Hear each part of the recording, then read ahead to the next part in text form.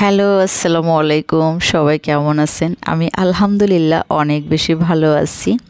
আজকে খুব সকাল সকাল ঘুম থেকে জাগলাম। আজকে না, লাস্ট কিছুদিন ধরে আমি চেষ্টা করতেছি আমার সকালের রুটিনটা একটু চেঞ্জ করে দিতে। আমি সকালবেলা যেটা করি যে একটু দেরিতেই ঘুম থেকে উঠি, আর পুরো দিনটাই আমার কাছে অনেক বেশি ছোট মনে হয়, আর আমি কাজকর্ম করতে গিয়ে কোনো রকম আরামই পাই না। তো মানুষ চাইলে কি না পারে, আমি নিজের ভিতরে এই সাহস এবং শক্তিটা নিলাম যে এখন থেকে সকাল 7টায় আমি ঘুম থেকে জাগবো। আমার বিশ্বাস 2-4 দিন চেষ্টা করার পরে এটা আমার সাথে একদম সহজ হয়ে যাবে।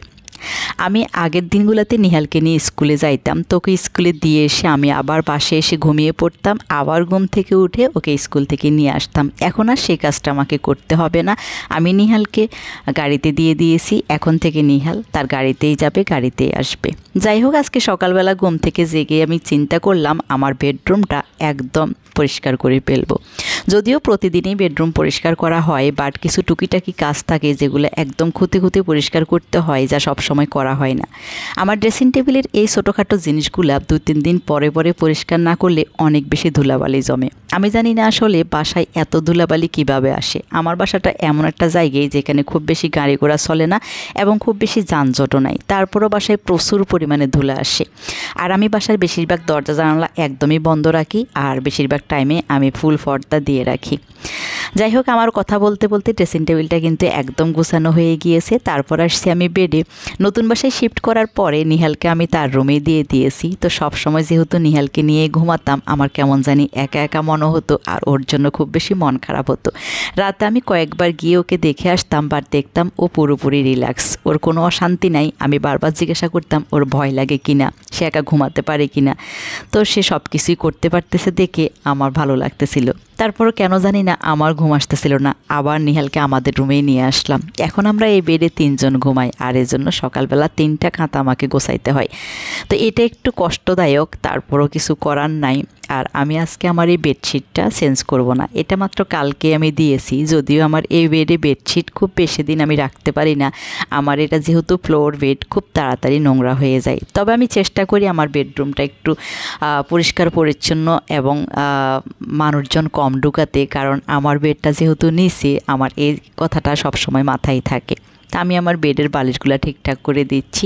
আমরা সবাই একটা করে বালিশই মাথায় নিই, বাট আমার বাসায় বালিশ বেশি হয়ে যাওয়াতে বেডের মধ্যে একটু বেশি পরিমাণে বালিশ থাকে। আমার বড় 2টা বালিশ লাগে, আমার একটা বালিশ, আমার ছেলেরও একটা বালিশ। তারপর আমি আমার রুমে যে সিঙ্গেল সিটারটা আছে এটা একটু ঠিকঠাক করতে আসলাম। এই সিটটা দিয়েছি মূলত আমি রুমে যখন রিল্যাক্সে থাকবো, একটু বসবো, বাট কখনোই এই সিটটা খালি থাকে না, আর আমার বসাও হয় না। এখানে আমার বর যখন অফিসে যায় তার কাপড় চোপড় খুলে রেখে যায়। আমি যখন বাইরে যাই, বাইরে থেকে এসে আমার কাপড় চোপড়গুলো এখানেই রাখি, আবার আমাদের বারান্দার শুকনো কাপড়গুলো তুলে কিন্তু আমরা সব এখানেই রাখি। এভাবে পুরো দিন কিন্তু সিটটা একদম বুক হয়ে থাকে। তারপর দিনের কোনো একটা সময় আমি এগুলো আবার ভাঁজ করে করে যেটা যেখানে রাখার দরকার সেটা সেখানেই রেখে আসি। তো মোট কথা, দিনের কোনো সময়ই হচ্ছে সিটটা একদমই ফ্রি থাকে না। যাই হোক, কথা বলতে বলতে কিন্তু আমার প্রায় কাজ করা শেষ হয়ে যাচ্ছে। তো সকালবেলা ঘুম থেকে জাগলে যেটা আমার সবচেয়ে বেশি উপকার হয়েছে সেটা হচ্ছে আমার দিনটাকে অনেক বেশি বড় মনে হয়। যদিও ঘুম থেকে ওঠার পরে 20 থেকে 30 মিনিট আমার মনটা খুবই খারাপ থাকে, আমার কাছে খুব একা একা লাগে, মনে হয় যেন আমার চারপাশে কেউ নেই, আমি একমাত্র মানুষ, আমি খুব অসহায়, এরকম অনেক হীনমন্যতা কাজ করে। তারপর আস্তে আস্তে সব কিছুই সহজ হয়ে যায়। এবার আমি বসে গিয়েছি আমার এই কার্পেটটায়।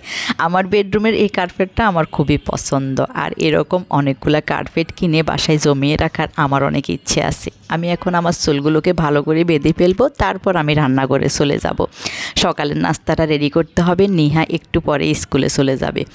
তো যাই হোক, আমি নাস্তাটা দেওয়ার পরে আস্তে আস্তে আমার দুপুরে রান্না বান্না হতে শুরু করে সারা দিনকার কাজ আস্তে আস্তে করতেই থাকবো। সংসারের কাজ আসলে শেষ হয় না, সারাদিনেই টুকিটাকি এটা ওটা করতে হয়, করাই লাগে। যাই হোক, আপনারা সবাই দোয়া করবেন আমার জন্য, আমার পেজটার জন্য। Thank you so much.